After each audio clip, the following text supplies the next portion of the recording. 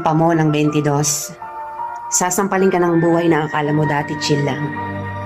Malalaman mo na yung mga salitang hindi pinupulot ang pera, na dati ay naririnig mo lang sa mga magulang mo.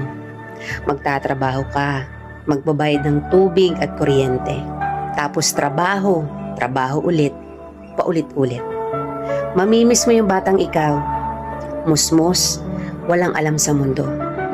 May mga gabing bibilangin mo ang oras ng tulog mo kasi akala mo makakatulong ito.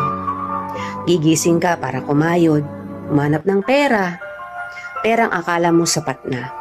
Pero dahil salat ka, wala kang magagawa kung hindi tanggapin ang katotohanang ganito ang buhay.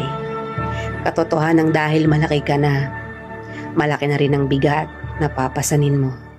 Dahil ngayong 22 ka na o 23 o 25 ka, malalaman mong hindi